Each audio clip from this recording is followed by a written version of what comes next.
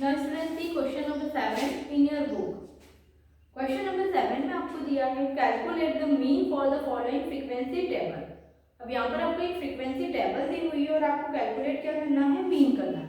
अब इस टेबल में आपको दिया हुआ है marks and number of student. तो यहाँ पर स्टूडेंट आपको मार्क्स दिया हुआ है, मार्क्स को हम क्या मानेंगे, एक्स मानेंगे, मतलब this is the given data. And number of student जो आपको दिए हुए हैं ये आपकी क्या होगी, फ्रीक्वेंसी होगी। जैसे फॉर एग्जांपल यहाँ पे 10 मार्क्स है, तो 10 मार्क्स से कितने स्टूडेंट्स को मिले हैं, 5। 20 मार्क्स मिले हैं 12 स्टूडेंट्स को, 30 मार्क्स 32 स्टूडेंट्स को। तो इस क्वेश्चन में आपको x और f भी गिवन नहीं होगा। सो ये आप लोगों को आइडेंटिफाई करना है कि what is x and what is f, की फ्रीक्वेंसी क्या है और आपके पास x क्या है। तो जो मार्क्स गिवन है वो आपके पास x होगा कि आपको क्या चीज दी हुई है, एंड नंबर ऑफ स्टूडेंट्स आपके पास में क्या होगी, फ्रीक्वेंसी होगी। सो यहाँ पर आपको फ्रीक्वेंसी टेबल बनाकर आपको कैलकुलेट करना है मीन। सो स्टूडेंट मैंने आपको मीन का एक फॉर्मूला बताया था, जिसमें से आपको अरिथमेटिक मीन का फॉर्मूला बताया था मैंने कि x bar is equal to summation fx divided by summation f। So ये जो आपके पास में डाटा है स्टूडेंट, ये आपके पास में ग्रुपिंग डाटा है, क्योंकि यहाँ पर आपके पास में जो भी डाटा मिल रहा है वो किसमें मिल रहा है, ग्रुप में मिल रहा है। कि आपके पास में एक मार्क्स है और दूसरा आपको क्या दिया हुआ है, नंबर ऑफ स्टूडेंट दिया हुआ है। तो इस क्वेश्चन के लिए हम यूज करेंगे अरिथमेटिक मीन वाला फॉर्मूला। तो अब देखो यहाँ पर आपके पास मार्क्स से जो दिया हुआ है उसको हम हमेशा क्या लेंगे, x लेंगे, क्योंकि हमें गिवन क्या है, मार्क्स गिवन है। नंबर ऑफ स्टूडेंट जैसे कि मैंने अभी आपको समझा ही दिया है कि 10 मार्क्स से 5 स्टूडेंट्स को मिले हैं, 20 मार्क्स 12 स्टूडेंट्स को मिले हैं, 30 मार्क्स 32 स्टूडेंट्स को मिले हैं। सो दिस इज द फ्रीक्वेंसी। तो ये आपके पास में क्या होगी, फ्रीक्वेंसी होगी। अब हमें फॉर्मूले में किसकी जरूरत है, fx की जरूरत है। तो ये जो थर्ड कॉलम है, थर्ड कॉलम भी हमें ही बनाना है अकॉर्डिंग टू फॉर्मूला, कि हमें फॉर्मूले में किस चीज की जरूरत है। तो फॉर्मूले में हमें जरूरत है fx की। अब यहाँ पर हमें fx गिवन नहीं है, तो हम fx के लिए अब यहाँ पे एक थर्ड कॉलम बनाएंगे, जिसमें से हम क्या करेंगे, फ्रीक्वेंसी मल्टीप्लाई बाय डाटा। जो आपके पास फ्रीक्वेंसी है और जो आपके पास गिवन डाटा है उसको हम मल्टीप्लिकेशन करेंगे। तो इसको हम क्या लिख सकते हैं, fx means frequency multiply by data. तो यहाँ पर आपको 5 दिया हुआ है, 5 इंटू 10, तो 5 इंटू 10 कितना हो जाएगा, आपके पास 50 हो जाएगा। f 12 इंटू 20, तो 12 टू 24, तो यहाँ पे कितना आ गया आपके पास, 240। 32 इंटू 30, 32 इंटू 30, तो 0 तो एज इट इज रहेगा। 3 2 जा 6, 3 3 जा 9, इट मींस 960। 40 इंटू 40, तो 0 0 तो एज इट इज रहेगा आपके पास, 4 4 जा 60। 45 इंटू 50, 45 इंटू 50, 0 तो यहीं पे रहेगा आपके पास। 5 5 जा 25, कैरी 2, 5 4 जा 20, 20 प्लस 2 22, तो 2250। 48 इंटू 60, तो 0 तो आपका यहीं रहेगा। 6 8 जा 30, 28, सॉरी 48 का 8 कैरी 4, 6 4 जा 24, 24 प्लस 2 28। तो यहाँ पर ये जो आपके पास आएगा ये क्या होगा, fx है। पर हमें निकालना क्या है, समेशन fx। तो समेशन का मीन्स होता है सम, मतलब आपको जितना भी नंबर दिया हुआ है, जितना भी डाटा दिया हुआ है उन सबका सम करना। तो यहाँ पे समेशन का मीन्स क्या होता है, सम होता है। तो यहाँ पर हमने जो fx से निकाला है, अब हम इन सबका क्या करेंगे, सम करेंगे। तो इन सबका सम करने पर हमें मिलेगा 7980। सेकंड चीज ये समेशन है। अब ये तो f है, तो समेशन है, मतलब हमें f का भी सम फाइंड करना है और जो fx हमने निकाला है उसका भी हमें क्या निकालना है, सम निकालना है। दोनों का ही हमें सम निकालना है। तो हम इसका सम निकालेंगे, तो 5 plus 2 7, 7 plus 2 9, 9 plus 4 14, 14 plus 8 22, 2 carry 2, 3 2 plus 1 3, 3 plus 3 6, 6 plus 4 10, 10 plus 4 14, 14 plus 4 18। सो हमें फॉर्मूले में जिस चीज की भी जरूरत होगी हमें वही चीज यहाँ पे क्या करना है, फाइंड आउट करना है। तो ये समेशन f भी मिल गया, समेशन fx भी मिल गया। अब हमारे पास फॉर्मूला है mean x bar is equal to summation fx upon summation f।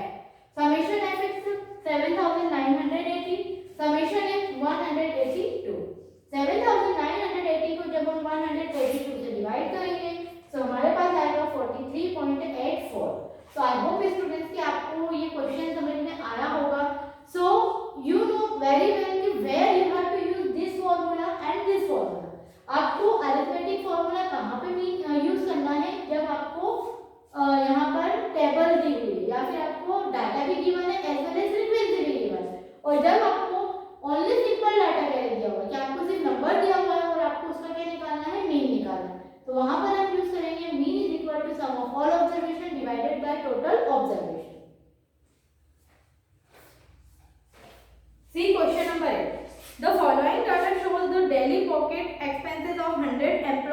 Company. यहाँ पर आपको 100 एम्प्लॉय के पॉकेट्स एक्सपेंसेस दिया हुआ है।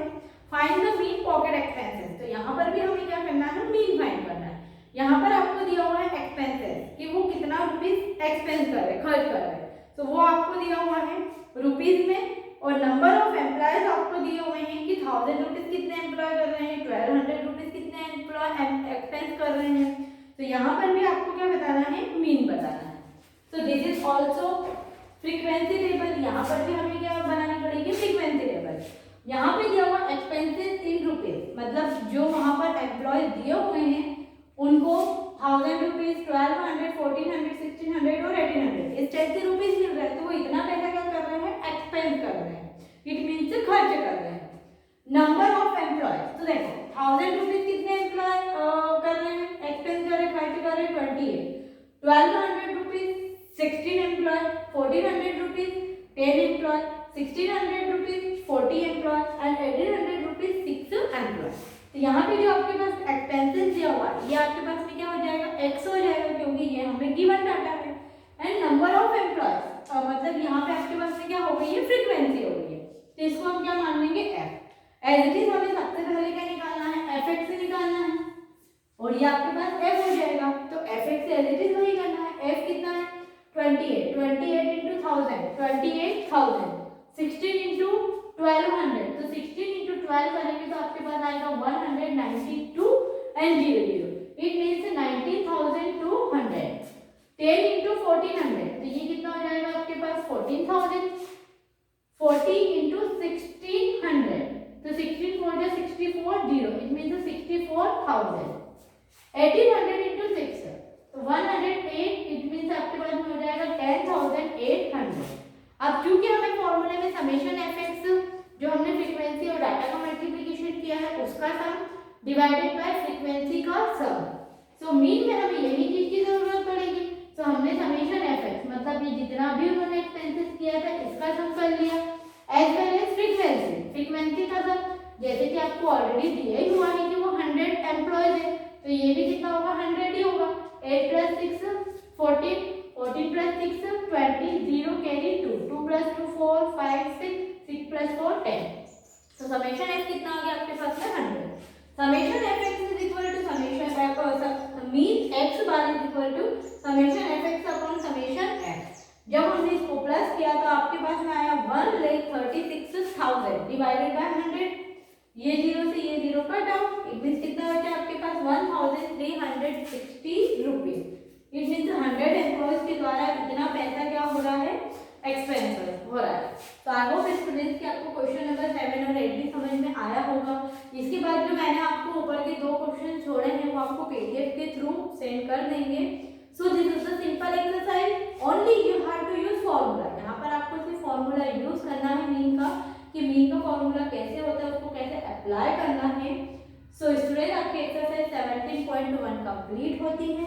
नेक्स्ट वीडियो में हम डिस्कस करेंगे एक्सरसाइज 17.2 के बारे में।